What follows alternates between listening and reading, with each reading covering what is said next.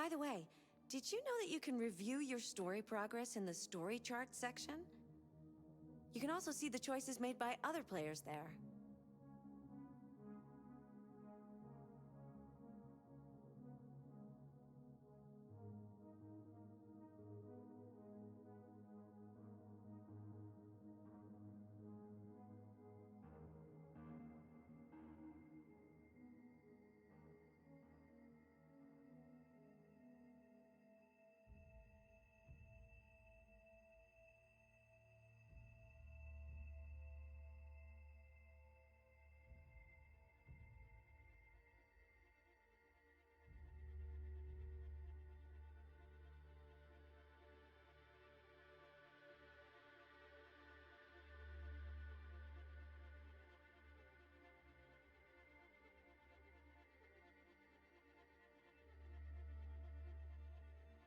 Did you know the motto of Detroit is, "We hope for better things"?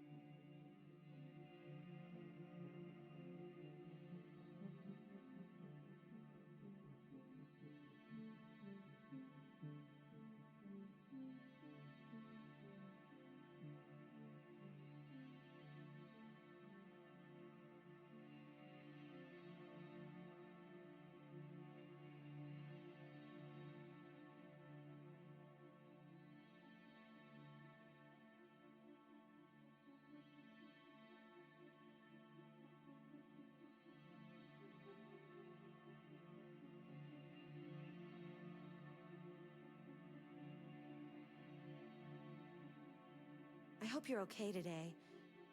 I know sometimes things can be difficult, but I'm here for you.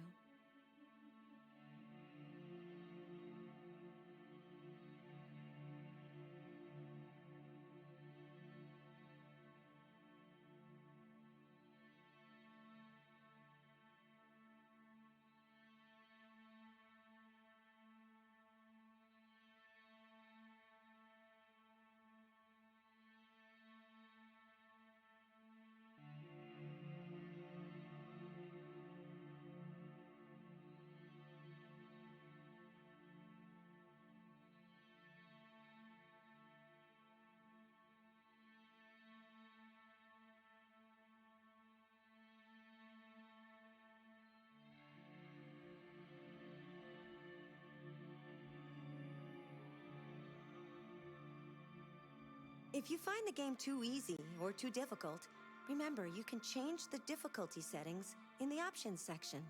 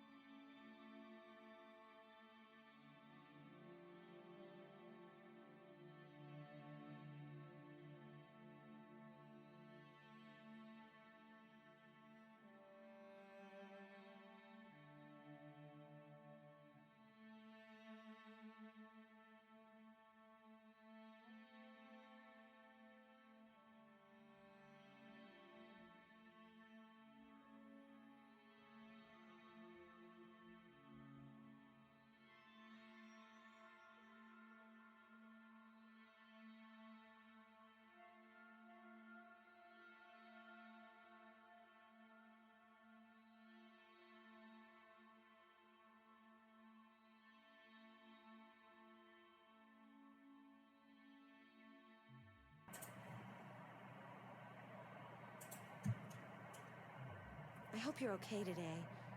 I know sometimes things can be difficult, but I'm here for you. Thanks, TV. I was about to say something, but you had to interrupt. Hello, welcome again to the VerA channel. I'm your host, VerA Proxima, filming live on location from a back alley that I'm currently streaming from. Long story, don't ask about it. Hello, Taliner. Welcome back to the chat. I haven't seen you in a while. How's it been? How you been this year? It's been like a few months, I think. Hope you're doing well, though.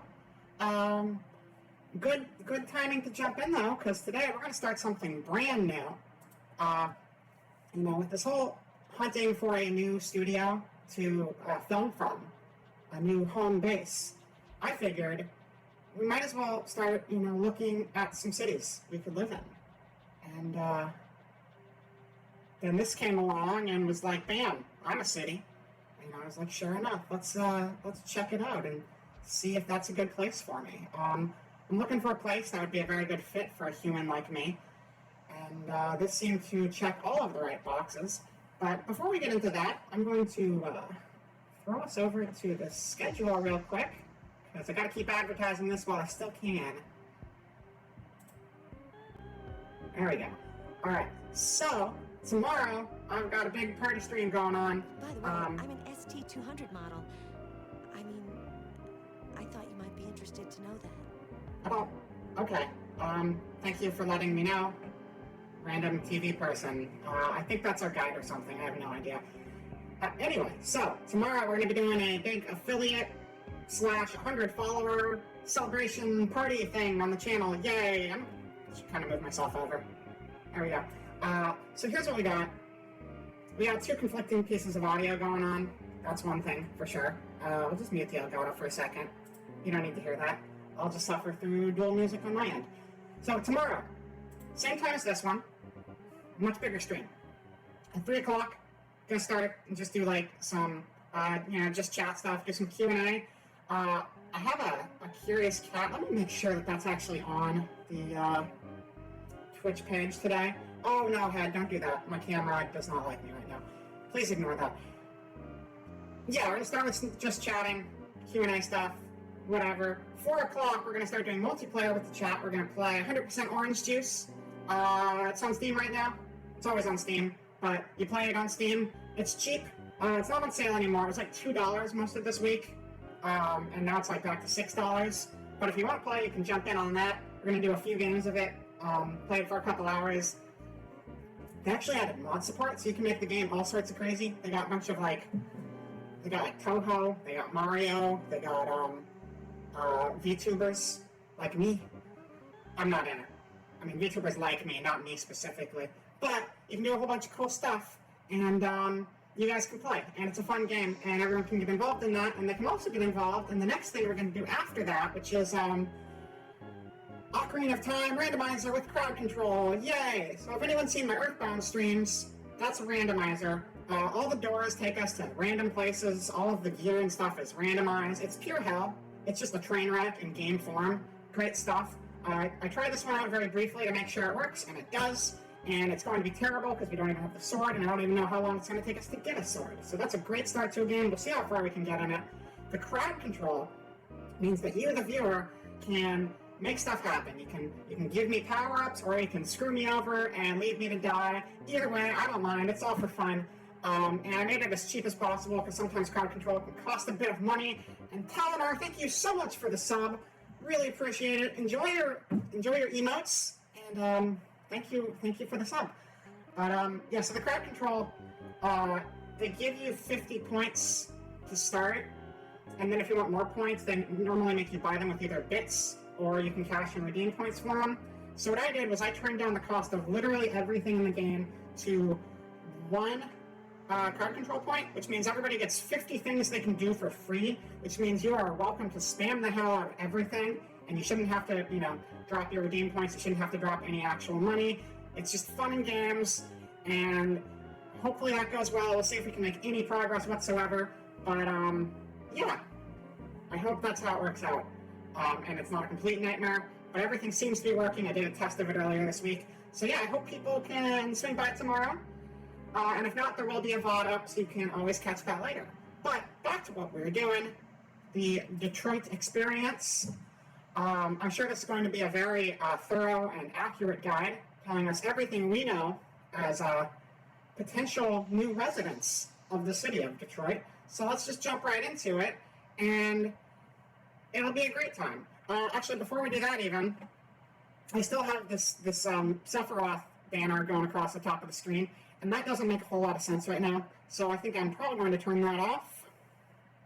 Free ad space is off, and just so people know, That banner was, there's an ad redeem where you can just kind of get whatever you want spammed across the top of the screen, and it'll just stay there until someone else replaces it. Right now I turned it off just because it would be confusing to have Sephiroth show up in this, but that's fine. It was there like for the second half of last stream, and we have a whole bunch of side alerts and just a whole bunch of stuff. It's exciting. All right, let's jump right into it.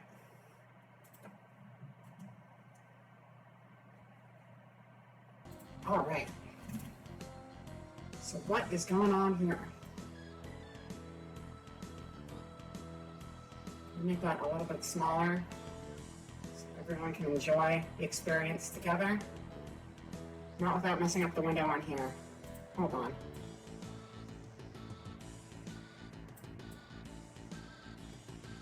There we go. Perfect. Alright, so we are going to be learning about Detroit today. I hope you are all prepared for a very, very exciting journey. So let's see, this is just the Visit Detroit website. This seemed like the best place to get started on all of this. They seem like they probably have the most information, or at least the most information they want to know, want us to know. There might be some like cool secret stuff that they're not advertising. We're gonna have to dig a little deeper for that. That's fine. That's fine, we'll find it. But let's see what we got first. So there's a lot to look at here. I think we're gonna start with the Visit menu. All right, things to do, Detroit experiences. Perfect. So let's see what we have in the Detroit Experiences category. First, okay, so this seems like a whole bunch of packages you can buy. We don't really need that. What is free? Let's look at the culture. Culture seems very important. So we have Detroit Renewal and Refuel. Don't know what that is. Okay, you know what? That's not what we want either. Experiences sounds like money. We don't need to be spending money right now. We need to be finding out about museums and historical sites. Everybody loves museums and historical sites. So we have the Motown Museum. Long known as Hitsville, USA, the museum is home of the world-famous Studio A, where the Temptations, Marvin Gaye, and countless others recorded with the Funk Brothers. Group rates available for 20 or more visitors. We don't care about the group rates. We're just doing a video slash web tour right now, so don't bother buying your ticket right now. Welcome to the chat button. Do these experiences help with one's efforts to become Detroit? Like on a scale of 1 to 10, how Detroit would these experiences make one feel? I mean, I would hope they would make you feel very Detroit. This is the only way to become Detroit that I'm aware of. And so we need to get to the bottom of it and figure out exactly what the key factors are to become, you know, the embodiment of the Detroit spirits. That word starts to mean nothing after I say Detroit enough times, so I'm probably going to start to butcher it as the stream goes on. That's okay. Alright, so we got the D discount pass. We don't care about that. It is closed due to the pandemic, so if you're planning to go to this museum, you're going to have to wait a little bit. Wait until the pandemic's done, then you can go and check it out. But it's got a lot of good music history going on. Let's see, do we have any good pictures of it? We're going to find some good pictures of it. So Motown Museum Experience.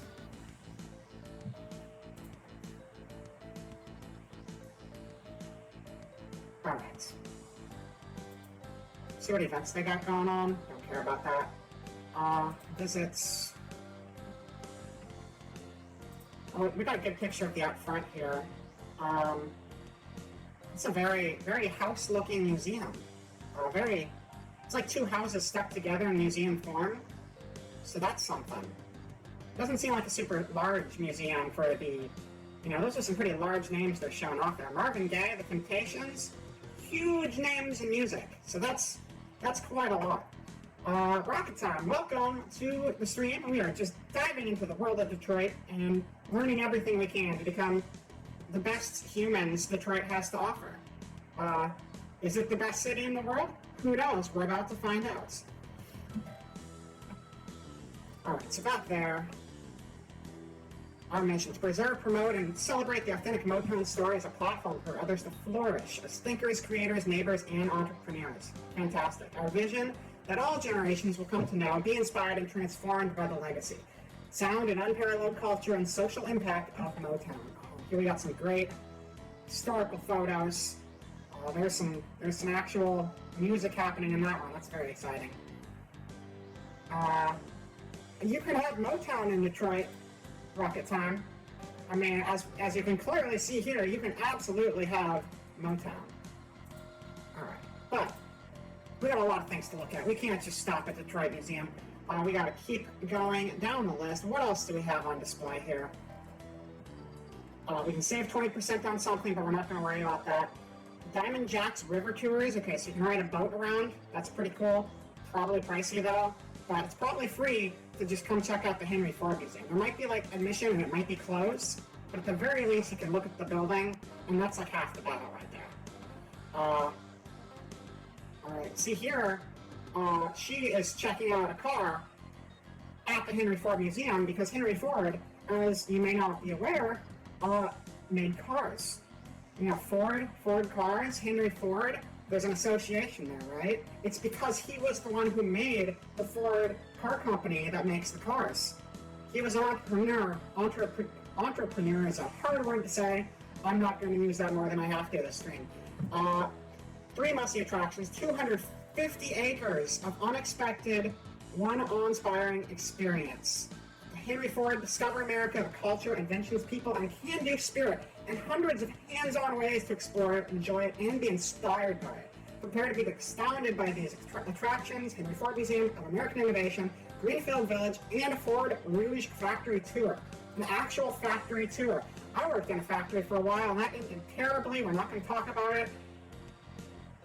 Not a long job. That's fine. Don't work in a factory unless you're prepared to not pass out drinking the product you're manufacturing for people. Moving on. We got any more good pictures here? Yes, we do. That is not the Henry Ford Museum. That is in fact a bus. There are children on a bus. That's a Ford. This right here is a Ford. This is a newer Ford. This is not one of the old Fords that would have been in Henry Ford's time. This is like Henry Ford's great-great-grandkids' time. I don't know if the Ford family is still involved specifically with the company. I assume there's some involvements, but you know, sometimes these names outlive the people whose names actually are on the box. You know, entrepreneur, but also very human. That's rights. That is rights. All right, we got the this is the Greenfield Village. This was one of their other attractions. It's got trains. Henry Ford also apparently invented this train. This is Henry Ford's train. He rode this to work every day because as an entrepreneur, you have to ride trains a lot because trains are cool. This is probably closer to the car he would actually be driving around in and inventing back in the day, with this nice Colonel Sanders looking fella over here and this happy family going for a ride. And I think that's about all we need to know about the Henry Ford Museum. I hope you guys are enjoying your tour so far. There will not be snacks on this tour, as I don't know how to give you snacks through the chat. There's kind of a digital barrier, so I hope you have your own snacks prepared, but I will continue to try to entertain and educate you on the wonders of Detroit in the meantime. You gave yourself eye tracking. That is fantastic. Eye tracking is wonderful. It makes a big difference. Now, my mouth tracking is still a little rough, so I pretty much rely on my eye tracking for anything, which is also still a little rough because my camera's not great, but it really, really makes your model shine. I am very excited to see that. I might have to catch a clip of your channel later and see that eye tracking in progress. Okay, where are we going now? We are going to, we've got Bronner's Christmas Wonderland. If we want to get seasonal with it, you know, Christmas time is coming up here in, what, like 24 days? Is today the 1st? Is today the 2nd? I don't know what day it is. Either way, this is Christmas month. It's also Hanukkah month. It's Hanukkah right now. Today is actually the 5th day of Hanukkah. If you celebrate Hanukkah, happy 5th day of Hanukkah to you today. I'm sorry this is not a Hanukkah Wonderland, but I hope you can still enjoy it, and I hope you're having a wonderful holiday.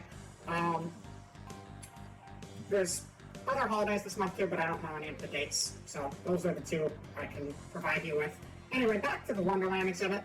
Bronner's Christmas Wonderland seems to be some sort of store, but it seems like a magical store that probably has elves in it, and that's kind of what people are after during this part of the year. Bronner's Christmas Wonderland is the world's largest Christmas store, featuring more than 50,000 trims and gifts, Silent Night Chapel replica, and Christmas lighting display nightly. So this is basically a show all in itself. It might be a store, but you can come here just to see the pretty lights. And sometimes that's all you need to have a good time. Sometimes the best present is just seeing some flashing light bulbs on the tree. And that's something to think about. I want to see a picture of the front of this place. Is it Christmassy outside too? Bronner's Christmas Wonderland. Oh yeah, look at that! Look at that! It's very, very biblical fronts. If you know Bible characters, those are probably some of them. I don't, but that right there is an angel. I know that's an angel, and that's probably the baby Santa right there in the middle, who the holiday is named for. Let's get back to more attractions while we're here, shall we?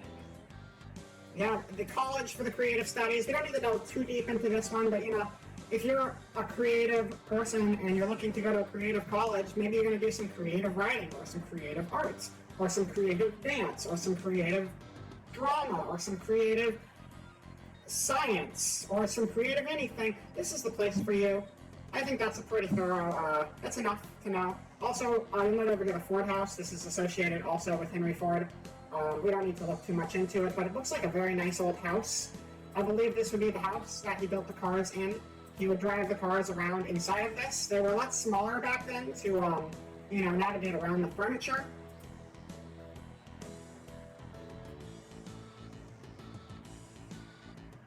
All right, we have a market. You know, you always need to have a good farmer's market. You can get your eggplants. I think that's an eggplant. Actually, it looks like a bell pepper, but a purple bell pepper. I didn't know bell peppers came in purple, but if you were looking for a purple bell pepper, go to Detroit, they got you covered. It's got many creativities, often involving pretty lights. That's right, Button. Right on the money. Button gets it. Button's got that Detroit spirit running through him, and be like Button and be Detroit. Charles H. Wright Museum of African American History. So this seems to probably be some pretty historically important landmark stuff going on here. Probably a lot of interesting people from history. Let's see here. Founded in 1965, the Charles H. Wright Museum of African American History has for over half a century been a leading institution dedicated to the African American experience. The Wright Museum provides learning opportunities, exhibitions, programs, and events based on collections and research that explore the diverse history and culture of African Americans and their African origins. So, see if we have any famous people shown off in here, or just the building. It's a cool building. You got all the different flags. I assume these are all different countries in Africa. Well, that's Canada. That is a Canadian flag right there. I don't know my flags at all. There are a lot of flags. Believe it or not, there are flags from a lot of countries. All of them, I'm not sure, but most of them, absolutely. And that's like, there's hundreds of those. There's at least like a couple dozen countries out there, and they all have flags. So that is a very cool entrance. There seems to be like some traditional art up here. I like that. Sorry, wow, this menu is really invasive if you're trying to like use the mouse for stuff. Not a whole lot of pictures up there. Oh wait, we do have a virtual tour right here though. And I mean, that's probably too big because it's full screen and this is not sized properly for full screen. That's okay. You can kind of see what's going on there, and my head can just kind of break again. My neck is really not like working these days, so if you ever see my head just twist awkwardly, don't worry too much about it. It's a very nice view that they have here, though. So let's close that because that is taking my frame rate. And we're done with that, so let's move on to our next exhibit of the day.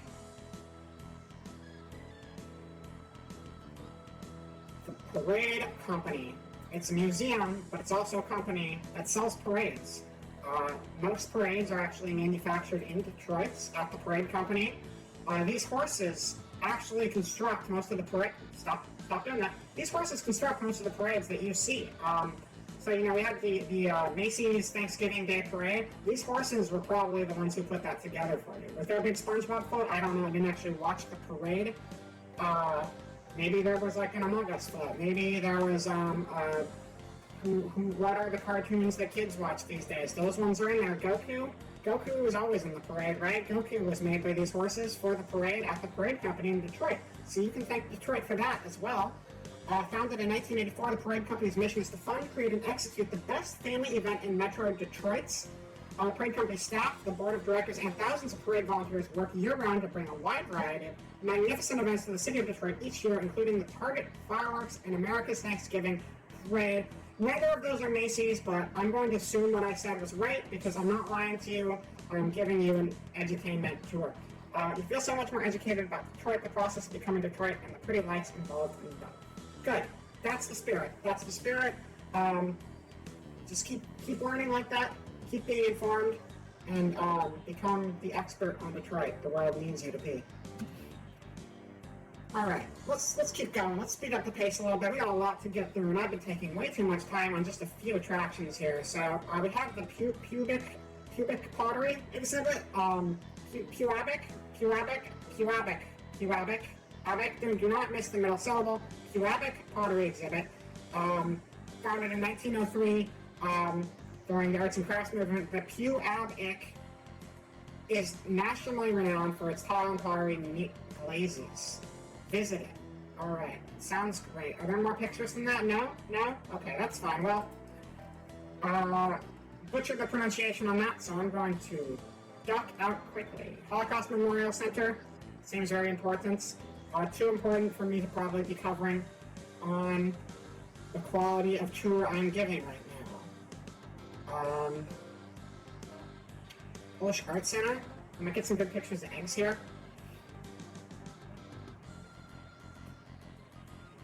That's a good picture of eggs. There's a lot of Polish egg art. Okay, Banner. I get that you like doing that, but please stop. I'm trying to show off a bunch of eggs to people.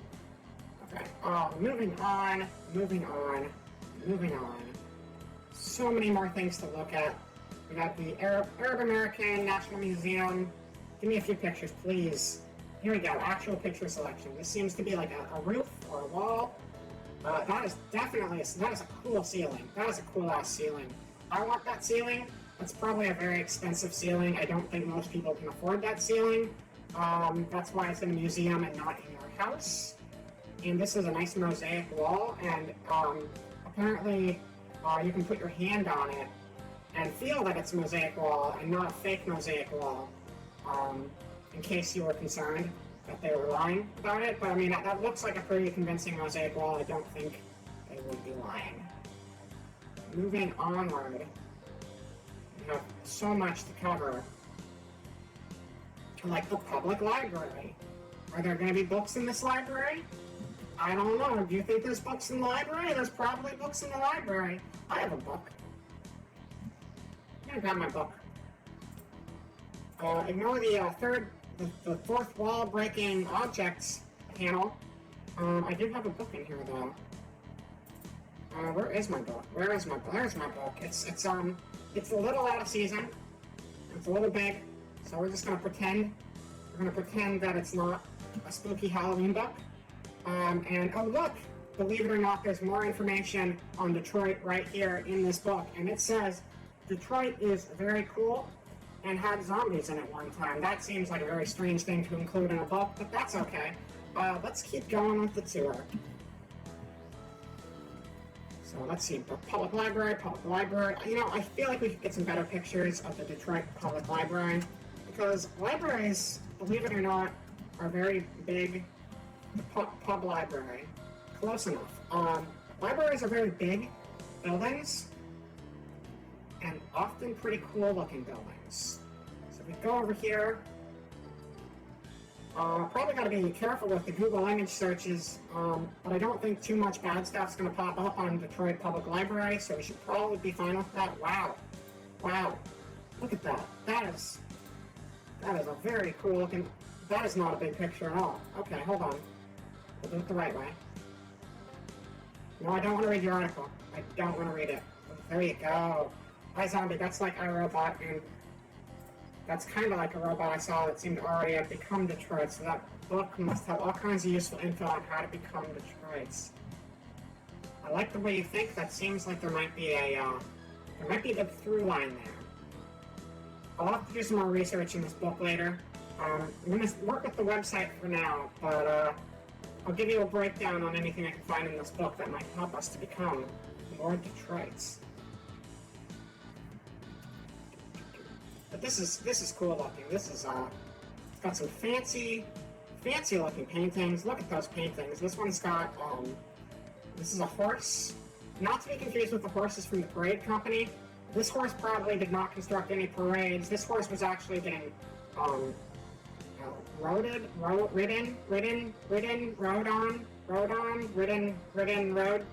This horse was a mount that was being mounted. That seems to be the Pope, and a guy sitting. I'm assuming he's not on a toilet. I'm assuming he's on a chair, but it looks like he's sitting and reading a newspaper. It's probably a very good newspaper. This seems like a lot of people from a very long time ago. Most of these people are probably dead, but I'm sure they lived long, happy lives. These are cool. These are very cool. Very cool. Look at these beautiful, beautiful chandeliers, available only in the Detroit Library. If you tried to buy one of these chandeliers for your house, again, it would be very expensive. Probably not as expensive as the ceiling of the Arab Museum, because that is a ceiling and this is a chandelier, and those are two different price points, but this would still probably cost you at least multiple thousands of dollars. Mountain Red Horses got it. I bet the list of things probably needed in the overall process of how to achieve Detroit. I mean, those paintings are probably the origins of Detroit themselves, and they wouldn't put a horse up there if you weren't supposed to mount horses to get to Detroit, to live in Detroit, and to be Detroit.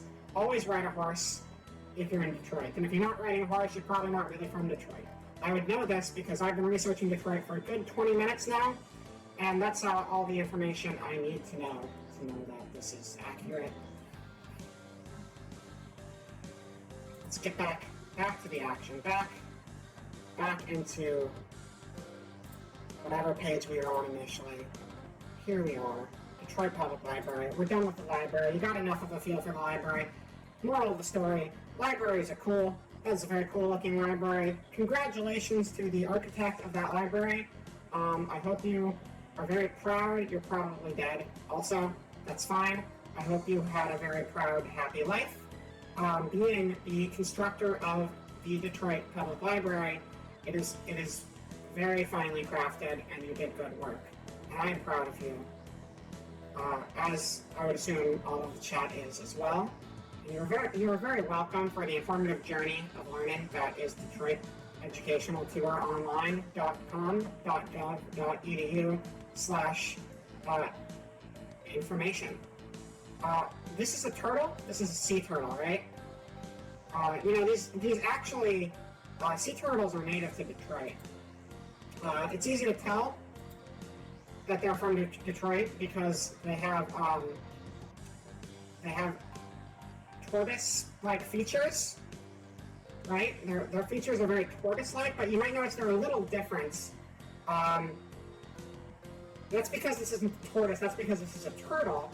You see these like fins here. They have these too. It's a sea turtle. It's a sea turtle. It's not a sea tortoise. It's a sea turtle.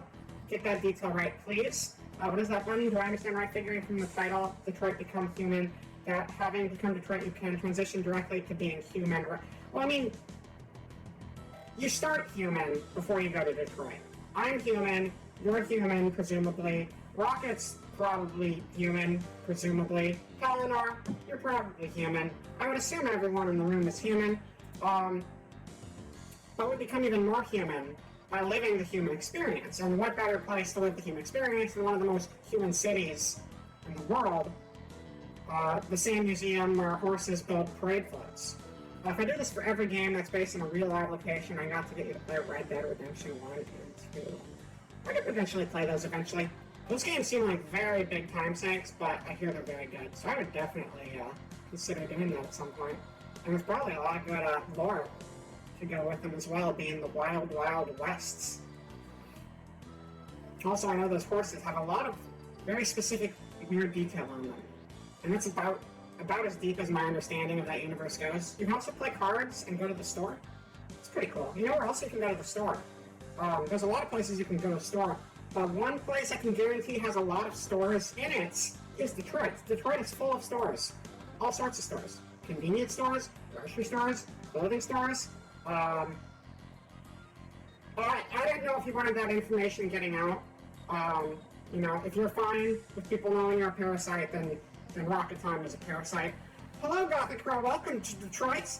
We are becoming all the more human through all of this human culture that we are gaining from the city of Detroit. It's one of the many beautiful attractions this world has to offer. Right now, we are learning about sea turtles, not to be confused with sea tortoises, which I don't think are a thing. Anyway, let's get back to this. So this is I do like the look of this sea turtle. I also like that it's kind of like looking down on you. I like it when a sea turtle looks down on me, because sea turtles should have that level of confidence.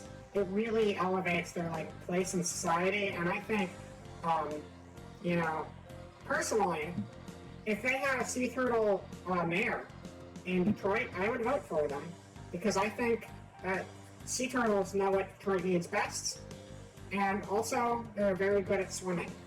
So those are two great stances that I will take to my grave. And these are jellyfish. I don't know what kind of jellyfish. Actually, they call them sea jellies now because they're not actually fish. If you notice the lack of fishes, notice the lack of them not being fishes. These are sea jellies, but also jellyfish because that's just what I'm used to saying. They're like plastic bags, but they're alive and they think. And one day they will take over the world and kill everything else that we know and love and destroy the ecosystem. But not before we destroy it first. So we're kind of in like an arms race with the sea jelly / jellyfishes right now to see who can destroy everything first. What do we got going on here? Honestly, if you want to play Back for Blood IRL. That sounds like, that sounds dangerous. Back for Blood IRL sounds very dangerous. I haven't played Back for Blood, but I played Left 4 Dead, and that sounds like a lot of zombies. I'm kind of out of my zombie phase for the time being. I was stuck in that for like a month and a half, so might come back to that later though. Oh, that's a shark. That's a shark. This is a human child, obviously. This right here is the shark though. Hopefully my mouse is showing up on all of this. It is. No, wait, that's my mouse. I don't know if you were seeing the mouse. That's fine. This is a shark, and this is a human child. If you're not seeing my mouse, then I've been circling things for the last 30 minutes, and that hasn't really been doing anything to show you guys. Are these Detroit sea jellies or Sea Detroit jellies? I mean, they're probably from Sea Detroit. There are two portions of Detroit. There's regular Detroit and Sea Detroit. That's how all these things are swimming around. Part of the city is submerged and actually in the ocean. If you look at a map, you'll see that the ocean is right there in the middle of Detroit. Can't miss it. Do we have any other fish here? Oh, those are human children as well, not actually fish. What else have we got going on here? We have the Legoland. Legoland? They have a Legoland in Detroit, you guys. They have a Legoland in Detroit. Do you like Legos? I like Legos. Do you like Legos? Please tell me you like Legos. Tell me you like Legos. If you don't like Legos, this stream is over right now. So tell me you like Legos. Tell me you like Legos or this stream is over. All the water and jellies were a little confusing. In my defense, the child does have what could easily be tentacles on its head. But now I see how clearly it is human child hanging out with a shark, as human children often. Yeah, it gets a little confusing at times. I'm a very trained eye for this stuff. I've been doing these tours for approximately half an hour now, and as such, my eyes are very good at detecting the subtle differences between a human child and their playmate, the shark. The features are very similar, though. Believe it or not, fish and humans, which are normally considered mammals, are both animals, right? And you know what else is an animal? Detroit. It's a living, breathing animal. And its cells are the population of the city. And those cells are what give it life. So we've just been seeing the shell of its life. We haven't been seeing the people itself. But you know what else is the shell of a person? A Lego man. And this is a Lego man right here. So this one right here is a Lego man. And these three on the left, I believe, are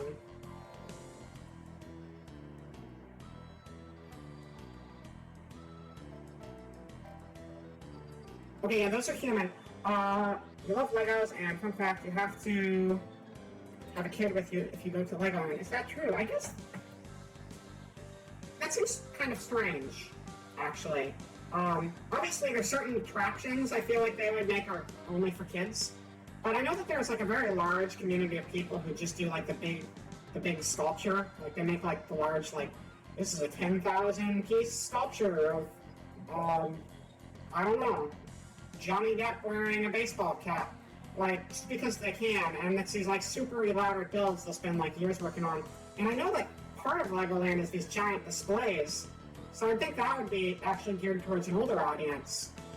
So you think at least part of the park would be open to older people. But obviously, you know when adults running around in like the Lego play pit, and the rides might be scaled for children, and children focused. You don't want the adults occupying all of that space so the kids can't. Legos you like them, good. You have to offer a trade of at least one child soul along with the cost of admission, right? Okay. That seems pretty legit. I mean, they have to keep the rides running somehow, and electricity gets expensive, so the one child soul rule does actually match up pretty well with that. Anyway, this is not an actual firefighter. This is a Lego man who looks like a firefighter. I have very good eyes and I can detect these things. Robots, for instance, and artificial intelligences, they aren't able to recognize those differences because they're dumb. But I can recognize those differences because I'm a human. That's why CAPTCHAs work on the internet so well, is because robots can't detect the difference between a CAPTCHA of like a tree and a CAPTCHA of a bush. And while that tree and the bush might look the same thing, and that green shirt that guy is wearing in the corner does look a lot like a bush. It's not actually a bush, it's a green shirt. And that's how you trick a robot. And so that Lego fireman looks kind of like it could be a human, but it's not, because I'm human and I know better than that. Kid doesn't have to be yours. Well, that makes it easy, because then there's no like real, personal loss involved. So that's a good. Here we, these aren't even Legos these kids are playing with. These are like Duplos. You only see biomass. Oh, well, a lot of these images must be a little blurry to you, so apologies for that one. But at least you can see that there's some people enjoying the Detroit experience. There seem to be small snakes coming out of the tire of this Lego car, so that's pretty good too. This is a Lego ship, but something interesting about this Lego ship that they don't always cover in Detroit school normally is that the sails are slices of pizza, and two of them have proper pepperonis, but one of them has blue pepperonis. And the reason for this is because, have you ever seen a blue pepperoni? Because I haven't. Someone needed to know what that looked like. Now we know. Entrepreneurs. Shit, I used the word again. I told myself I would stop saying it because it's confusing to me. That's fine. Blue pepperonis. This is what they would look like as envisioned as the sail on a Lego ship. This is not an actual ship. If you put this in Sea Detroit, it would probably sink. But this is a replica of an actual ship you can find in Sea Detroit, I'm sure. Well, there you go. There's your Legoland experience. Are we all learning still? Damn Mega Bloks. Yeah, Mega Bloks are. What's rough about Mega Bloks is when you get some Mega Bloks and you're like, oh wow, I got new Legos, and they're actually Mega Bloks, and you try to stick them into the Legos, but then they don't stick because the holes are different sizes, and then you die a sad and tragic death because your toys don't fit together properly, and your childhood is ruined forever. At which point you might as well be sacrificed to the Legoland because there's nothing left to live for, and they need your energy to run their roller coasters. We have the Science Museum, Science Center, sorry, this is not a museum, it's a center, there's a distinction. It's very colorful, I can say that much. It has a lot of children in it. All of these things seem to be very full of children. I'm willing to bet that Detroit's population is 90% children based off of the photos they've been showing us. Again, very good power source for Legoland, but probably a good power source for other parts of the city as well. Also, they keep the Sharks company, as we saw at the aquarium previously. So here they are in outer space. Weddings in Detroit often happen in space, because in space there's more space for a wedding. Because Detroit is a very full city, and to book out place for a wedding requires space that they don't have, so outer space is the only solution available. I don't know what's going on here. This looks like booze. This looks like a good time. If you want to get your drink on, go to the Science Center. And that's it. There's not a whole lot to look at here. Very disappointing selection of photos. I'm assuming it's more exciting than that. Look at this record, though. That is a nice looking record. Moving on to bigger and better things. Let's see, what else do we have here? What else do we have here? We have this is page 1 of 4. Can you believe we've only touched on less than a quarter of the attractions in the city of Detroit? There's a lot going on there. Being a science center, these experiences they're showing here are necessarily in the VerA Center, or some of them maybe at various science perimeters. Yes. The answer to your question is yes. They are in the center, and they're in the perimeter of the center. Because the Science Center is actually built over the top of Detroit's. The entire city of Detroit is actually one large city inside of one even larger room inside of the Science Center of Detroit's. But the Science Center of Detroit is actually located square in the middle of Detroit. So if you try to leave the Science Center, you actually walk into Detroit.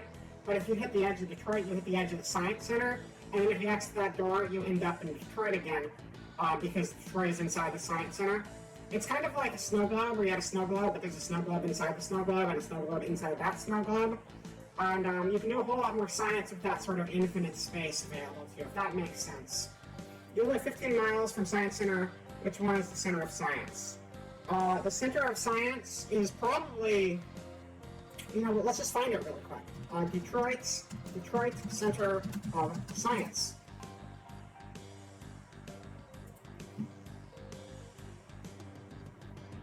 So that's the building. You'll notice it looks like the Epcot Center. That's because Epcot, Florida, Disneyland, is actually a part of Detroit. Here it is. Yeah, it's like IKEA, basically. Exactly. An infinite void of space contained within itself, just like IKEA. Back to the museums, back to the tour. First Congregational Church of Detroit. That sounds boring to me. We're moving on. Look at the Salinas Casey Center. Wow. What is that thing? Is that a compass? Is that a, some sort of death laser, I believe. This is a death laser. It uses one of the rings from the Sonic the Hedgehog series. And that Sonic the Hedgehog ring focuses the laser. If you're an enemy to Detroit, they will blow you up on sight with this laser. It's actually a very good defensive setup they have there. So don't get on Detroit's bad side, or you're getting the death laser. The Belle Isle Aquarium, so we have even more aquariums. Nature Center has a bee. They have one bee. There's one bee in the entire Nature Center. Honeybees are going extinct. They're on the endangered species list. And so it's very important we keep them around, because bees are essential to our ecosystem. The honeybee will, pollinate flowers. Those flowers are also an essential part of our ecosystem. Things eat the flowers. Sometimes those flowers produce fruit. Things eat those fruit. Animals eat the fruit. We eat the fruit. We eat the animals. The animals eat us. The fruit eat us. The fruit eat the animals. And at the end of the day, none of that is possible without the help of this singular bee. And this bee right here is the last of its kind, and that's why honeybees are endangered. So Detroit is tasked with keeping the last honeybee alive until the end of days. So if anything happens to the honeybee, that's when those jellyfish finally take over, and we're done for. So it's a very precarious balance, but Detroit is in charge of keeping it for us. So thank you, Detroit. Thank you for all of the hard work you put in on a daily basis to keep us alive. Artist market, we can see some art here. The zoo has a tiger. It's got a tiger. It's not the only tiger. That was the only bee, but there are more tigers. We will not run out of tigers. There is no shortage of tigers. Tigers actually have never been on any endangered species list. And in fact, there are more tigers than there are grains of sand on the Earth. If you had a tiger for every star in the known universe, you would have infinite tigers, and that would be close to the percentage of the Earth that is made out of and constructed of tigers. That link didn't do anything. These are penguins. Penguins are like birds, but they're also like Batman villains. I'm not very well read on penguins, but they made a movie, and I believe in the movie, Morgan Freeman played a penguin and learned to tap dance, and then escaped the zoo, populated by animals from Madagascar. It's been a while since I've seen it. I might be a little rusty on it. It's not why the human children hang out with the sharks so much to form an alliance against the inevitable swarm of jelly rage when they come to take over. Well, you are on the nose again. You got it. You are star pupil. If I could give you a gold star right now, I would give you a gold star right now because you are nailing the understanding of what Detroit really means to be a Detroit among Detroits, in the city of Detroit, in the world of Detroit, in the universe of Detroit, in the galaxy of Detroit, in the ecosystem of Detroit, and in the mind's eye of Detroit. Yes. Human-Giant Shark Alliance keeps the jellyfish in check. Oh, these are flamingos. They're pink because they eat a lot of salmon, which are pink also. Or they eat other things that are pink, but also fish, I'm pretty sure. I think the pink comes from the fish, so these haven't been eating enough fish. But if they eat the sharks, they would turn very pink. But we don't eat the sharks because the sharks are helping us with the jellyfish. These are dolphins. These are also dolphins. You can tell that they're dolphins because they're swimming in the shape of a dolphin in the water. This is a small human. This is a smaller human. Some smaller humans have fur and sit in trees and eat bananas, like this one right here. This right here is a frog. It is a yellow frog. It may look the color of a banana or perhaps an orange, but it is not actually a banana or an orange. And it gains that color because it saw a banana or an orange at one point and through osmosis gained its color. Similar to how cuttlefish gains color whenever it wants to attract the mates, the Detroit Zoo has these mini frogs running around, and they will become orange or yellow like bananas or oranges to attract the mates because they see them and they're like, that's a good color, I could wear it. And this is another tiger. Again, we will not run out of tigers. There is no shortage of tigers. All will become tigers in due time, unless the jellyfish take us over. Heart Plaza, that's not even a heart. Detroit is just straight up lying to us now. Why would you do that? I want to go to Detroit, and you advertise Heart Plaza, and it's a weird circle with legs coming out of it. I was expecting a heart. This is a city of lies and deceit. I'm going to pretend I didn't see that part. We're going to move on to something else that's a little less lying to me. That's a Mickey Mouse. Okay. You know what? This is getting a little tired right now. So I'm going to take a brief intermission here. We're going to take a very brief little intermission. And after that brief little intermission, we'll get back with more Detroit. So you all hang tight, and in seconds, we'll return to the Detroit experience. We are going to Detroit right now. You got here right as I was about to take a brief intermission, but I will be back in a couple minutes. So hang tight, and okay, pulse like a heart. Okay, so maybe Detroit's not lying to us. If it has like the actual functionality and motions of a heart, then I can live with that. Okay, so where did you go? Okay, yeah, okay. So it's just like kind of like a donut-shaped heart, but, thinking on it, if it pulses like a heart, it could be a heart. Also, these could be arteries coming out of both sides of it, and as long as blood is circulating through the city, we should be good to go. But, for now, brief intermission. Brief intermission. The briefest of intermissions, and I'll be right back with you all for more Detroit educational experience. So you hang tight.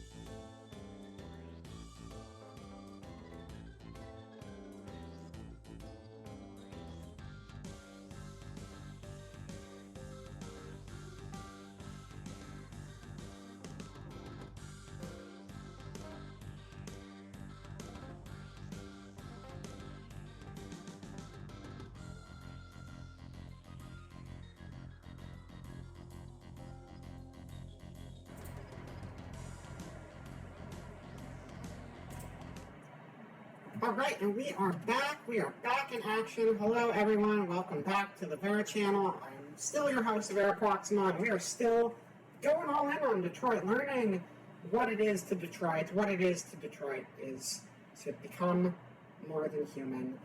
Yes, so to clarify, since I see you guys talking about it in the chat, we were human to begin, but now we must become Detroits. Because Detroit is the most human place in the world. And to become more than human, to become more than the humans that we already are, is to become Detroits. And if we become Detroits, we can become even more human than Detroits. Because Detroit is the root of all humanity, but also the root of all horses. Because when Detroit was founded on horseback, every man, woman, child, tiger, and the lone honeybee rode in on their horses' backs, and the sharks rode in on the sea turtles, and the jellyfish rode in, but we all tried to ignore them because we don't want them here because they're going to destroy us one day. Henry Ford said, I hope you're okay today. I know sometimes things can be difficult, but I'm here for you. and we took Henry Ford's words to heart and became beyond human. Anyway, let me catch up on chat here. I did a quick skim of it, but we'll see what's going on here. All right, the horses you think were involved in the founding of Detroit or in some way power the private train Henry Ford rode around Detroit. Yes, they were involved in the founding. The train is actually powered by children's souls, similar to Legoland. The horses were in charge of building all of the parades. But the parades encourage the human spirit and make the human spirit more impressive and more humanly. I was coming out from an angle for the first minute of the tour because I thought we were learning how to become Detroit as a convenient midway point on the way to becoming human. We are already human. Since we are in fact human, this is just to elevate our game. You know, people talk about like the, is the background Detroit? I wish. This is actually just an undisclosed alleyway that I am in currently. But I'm still trying to find a permanent location to film from. And Detroit seemed like a good option, so we're trying to figure out what the deal is with Detroit's, because that might be the ideal place for the VerA channel to take up action and become VerA excellent once more. Let's see, we're all definitely authentic humans. Yes, that's true. Maybe to put on your mantle of Detroit in a more symbolic sense. Very symbolically. Yes, that's correct. So if you want to become human, you have to remember human have red blood and not blue like yours. Rocket, you might want to get that checked out. I know you're not human, so it might be okay. I don't know parasite biology very well, but human blood is normally red. Some people like me have weird health conditions, and their blood comes out a little more oily. That's okay too. It's not ideal, but some humans just have little defects like that, and you gotta kind of deal with it. But I'm not judging. So, anyways, we were talking about a bunch of museums, and,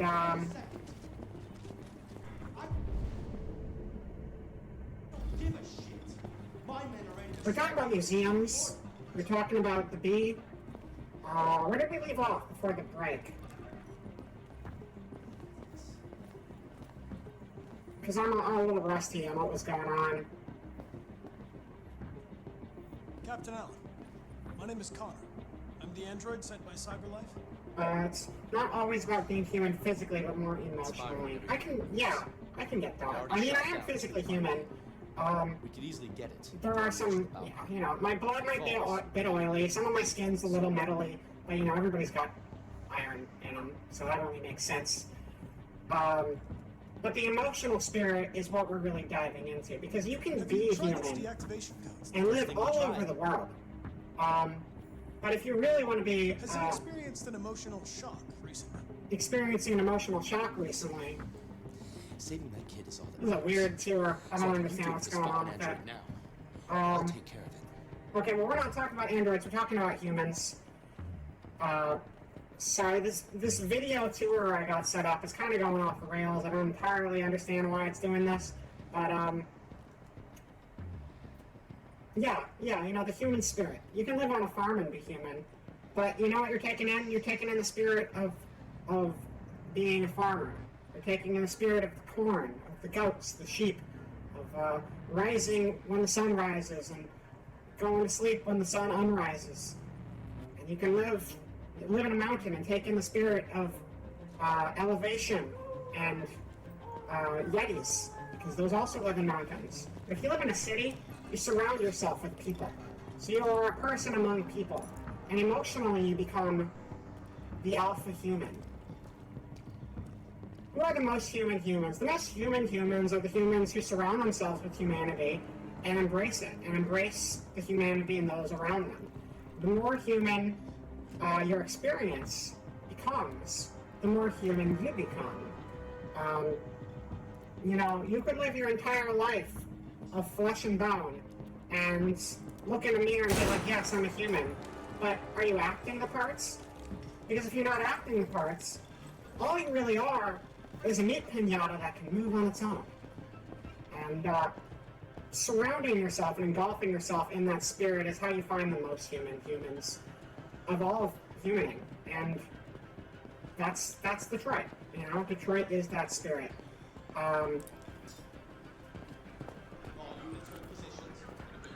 What is going on here? What is...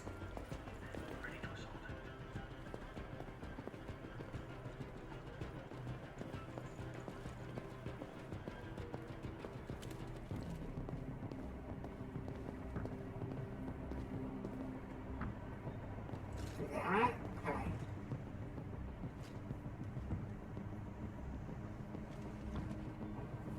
Let's go out. Let's go check out. Go out into Detroit. See what it's like on the outside.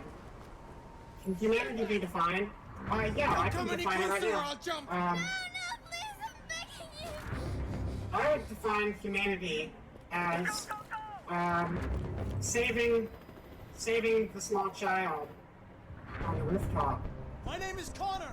of our hearts. What about you? What is your Metaphorically speaking, Daniel. humanity can be defined Stay back. as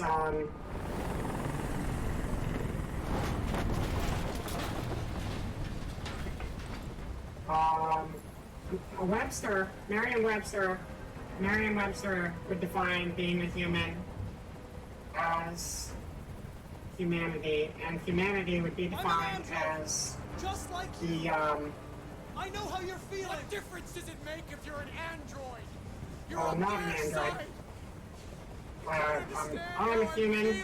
I'm trying to make a point here. I don't know what you're doing on this rooftop, man, but Listen, sympathize. I know it's not your fault. Seems like a good idea.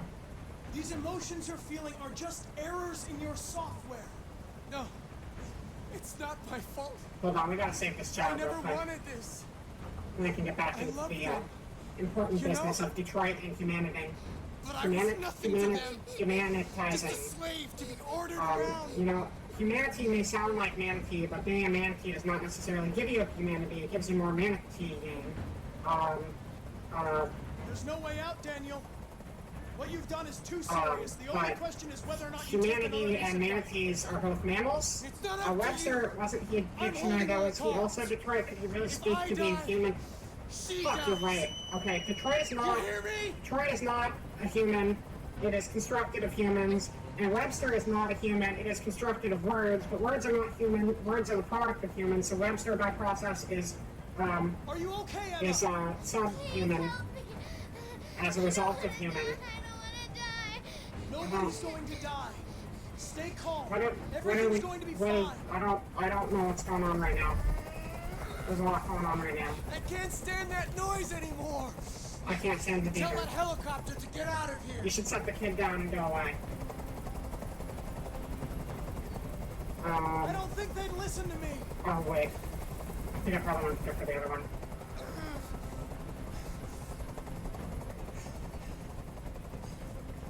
Listen, there are snipers on every roof. Let the hostage go. You have no other choice. I want everyone to leave! Probability of success 22%. Fantastic. I want a car. When I'm outside the city, I'll let her go. I am trying to do an educational tour, and then this shit happens and really gets in the way of what I'm trying to do. I want to focus on talking to you guys, but it's kind of high stakes right now. I apologize for that. I want to die. You're not going to die. We're just going to talk. Nothing will happen to you. My glasses aren't attached correctly. I've spent my life taking orders. Now it's my turn to decide. Don't do it. Don't do it. Don't do it. Why would you do that? There you go. I talked the X a whole bunch of times.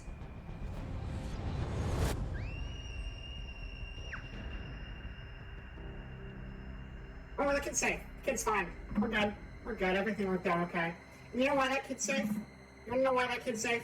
Because we're in Detroit, ladies and gentlemen. A city based around humanity. And if you mess with the kids of Detroit, you mess with the best. This human male, special agent just sacrificed himself to save a small child. Not everyone would do that. But Detroit would do that. Do you want to be everybody else, or do you want to be Detroit? I like the emotes. Those are good. Oh shoot, sorry, have I been on the small screen this entire time? Sorry about that, I meant to go on the big screen and I apparently forgot to go back to the gameplay screen, so let's transition back over to that. There we go, here we are. Alright, so this is the City Hall of Detroit. CVS stands for Community, Vision, and Stability. Those are the three cornerstones of living in Detroit and embracing its culture. The pharmacy represents the medicine for the human condition, the medicine for the soul. We thought it was all just part of training for becoming Detroit. You know, sometimes you gotta stand in the parking lot and talk with the TV blaring in the background to really become Detroit. So that is a part of the training, but we're moving on to the next phase, and that is this. You're very close, Drynup. You're very close. It is not a Walgreens pharmacy, but it is a CVS pharmacy. You see, Walgreens and CVS are like the same thing but different, because a CVS pharmacy is actually the Capitol building for Detroit, whereas a Walgreens pharmacy is the Capitol building for the city of Walgreens. But you're on the right path, so good on you.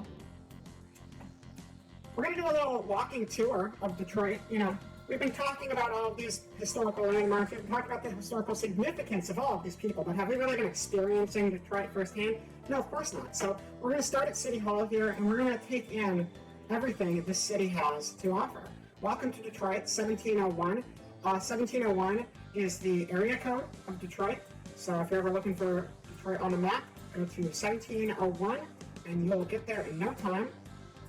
Right over here, we have the First National Bank of Detroit. This is where Thomas Jefferson and William H. Hancock first wrote the dollar bill that they use in Detroit. Detroit does have its own currency, Detroit dollars, and it is accepted most places in the world, but you might have a steep exchange rate if you are in anywhere that's not Detroit. So now we're going down the main streets of Detroit. You have the T-Mobile building. T-Mobile is the sponsor of Detroit, but not of the stream. I'm not sponsored by T-Mobile. There are many cars.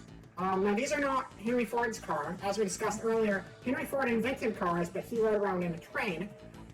He did ride around these same streets in his train back in the day. They actually had to build special railroad tracks specifically for Henry Ford to drive his train.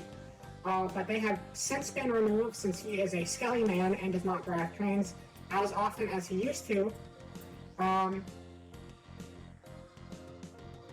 Yeah, no, it's okay. I'm glad I can clarify for you guys. Alright, so, keep going, keep going.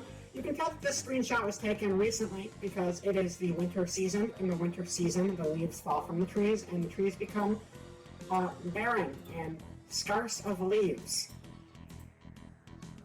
So if we keep going down Main Street, very soon you'll start to see more buildings, such as the city cleaners. The city cleaners clean the city. They are in charge of making sure these streets are spotless. If you look at the street we have been traveling down so far, you'll notice there is not a single misplaced wrapper or bottle or half-eaten sandwich or discarded kazoo or tiger remnants anywhere on. That is my model, and I should not be moving that right now. Sorry about that. Trees turn into skeletons in the winter. This is true. This is true, they do. But yeah, these streets are clean. The street cleaners of Detroit are just doing their job. So give a big thanks to the Detroit street cleaning crew. Over here, this is one of the many, many glorious parking lots of Detroit. What's cool about this one, so what's really fun about this parking lot is it turns into an alley when you get behind the building. And the fun thing about this alley is it has two dumpsters. And believe it or not, there are two dumpsters on my schedule screen. So if you look at my schedule here, you'll see that there is one and two dumpsters, two different dumpsters, similar. They're not the same dumpsters because I have not yet been to Detroit. I'm only touring it via the internet, which was also invented by Henry Ford in Detroit. He definitely was a many-faceted man. Also, while we're on the schedule stream, I'll just, talk about my affiliate party one more time.